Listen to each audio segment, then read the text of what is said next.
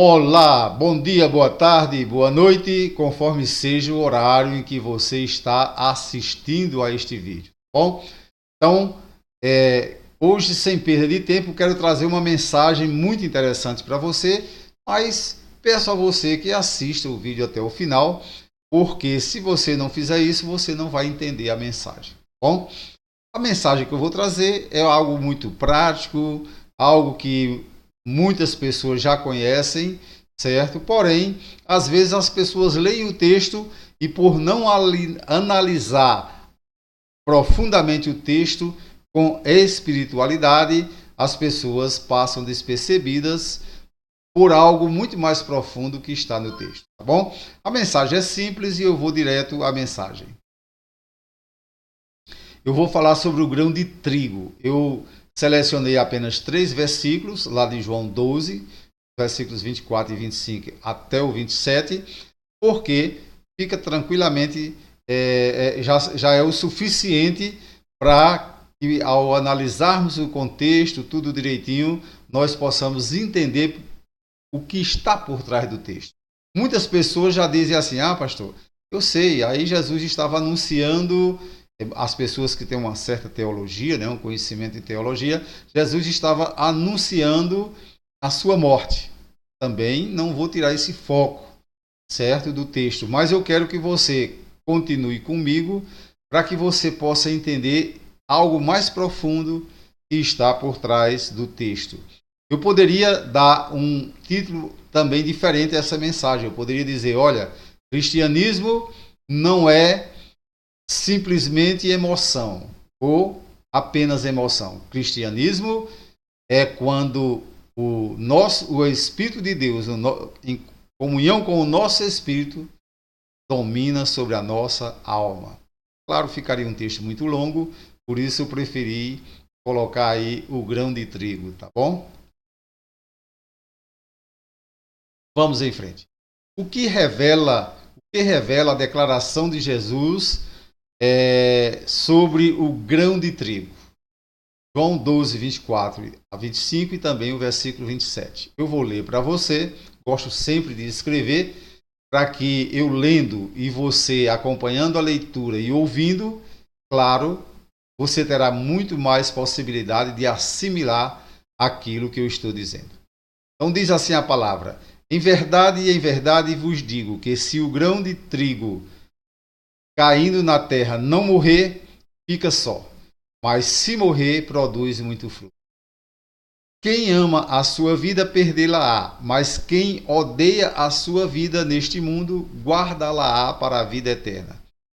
Aí no 27 diz: agora o meu coração está angustiado. E que direi? Pai, salva-me desta hora? Mas foi precisamente para esta hora que eu vim. Então, quando a gente analisa esse texto, a gente acha algo muito mais profundo por trás dele do que simplesmente Jesus Cristo mostrando para as pessoas presentes e que ele haveria de morrer, certo? E há teólogos que já vai logo direto nesse foco e esquece algo que está bem mais profundo por trás desse texto. Bom, então vamos em frente para a gente entender melhor isto. Analisando o contexto. De forma triunfal, Jesus entrava em Jerusalém. As multidões que iam adiante e as que o seguiam clamavam: Hosana ao filho de Davi. Bendito o que vem em nome do Senhor.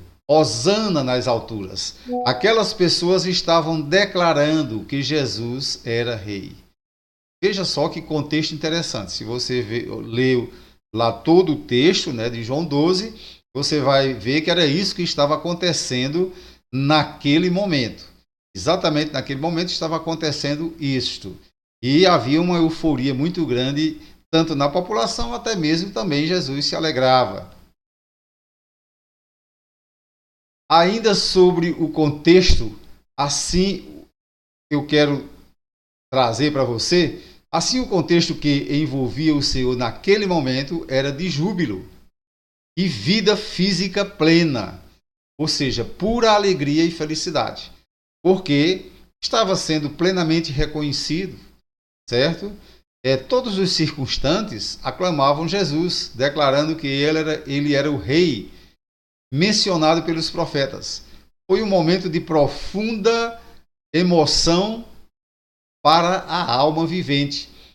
É impossível, até mesmo para Jesus, não se emocionar, não se alegrar naquele momento em que estava todo mundo afagando, principalmente aqueles que estavam ali ao redor dele e que estavam entrando com ele em Jerusalém, todo mundo demonstrando que reconhecia que sim, ele era o rei, ele era a pessoa indicada pelos profetas. Mas vamos em frente para entendermos melhor. Ainda sobre o contexto. A alma, agora eu vou trazer algum texto para poder... Eu poderia trazer, dentro desse contexto aí da alma, né? Vários textos bíblicos, porque tem muitos. Eu preferi trazer só o Salmo 86, verso 4, para trazer mais ou menos uma informação bem mais precisa, curta e clara para você. A alma é a sede dos sentimentos, isso está em diversos textos da Bíblia. O Salmo 86, verso 4 diz: alegra a alma do teu servo, pois a ti, Senhor, elevo a minha alma. O salmista reconhecia que a alma é a sede dos sentimentos. E como ele estava num momento triste, ele clamava a Deus e dizia: alegra a alma do teu servo. Então, existem inúmeros textos aí que mostram que a nossa alma é a sede dos sentimentos. Então eu escrevi aí para você entender o que quer, aonde quero chegar. Diz assim: como a alma constitui a sede das emoções, se a alma de Jesus estivesse dominando o seu espírito, deu para você entender, preste bem atenção nisso, talvez suas palavras fossem bem diferentes. Não posso morrer, o povo me quer como rei. Isso é muito claro. Se a alma de Jesus, os seus sentimentos, as suas emoções, dominassem sobre o seu espírito, então ele teria essa expressão e não aquela outra, onde ele reconhece que a alma dele entristecia, mas ele não podia rogar para Deus tirar aquela sentença da vida dele, certo? Então vamos em frente. Ainda sobre o contexto, vou dizer ainda o seguinte: como vimos em João capítulo 12, Jesus provou para nós que o cristão tem a sua alma submissa ao Espírito. Aí onde está a questão de aonde eu quero chegar. Mesmo com toda aquela apoteose, aquela alegria, Jesus declarou que seria necessário ele morrer para que o cristianismo se multiplicasse. Conclusão: o verdadeiro cristianismo é mais espiritual do que emotivo. Então esse poderia ser o tema também. O verdadeiro cristianismo é mais espiritual do que emotivo, certo? Então isso é o que está por trás desse texto. Jesus, mesmo com toda aquela alegria, com toda aquela apoteose, o seu espírito dominava sobre a sua alma. E é preciso que nós cristãos tenhamos o cuidado de manter o nosso espírito dominando, claro, esse espírito já transformado pelo poder do Espírito Santo e já em comunhão com o Espírito Santo de Deus. Manter o nosso espírito superior à nossa alma, às nossas emoções. Então a essência do texto, né? Portanto, a essência do texto de João 12, 24 a 25 e também o versículo 27 é que o nosso espírito, em comunhão profunda com Deus, através do Espírito Santo, seja em tudo superior à nossa alma.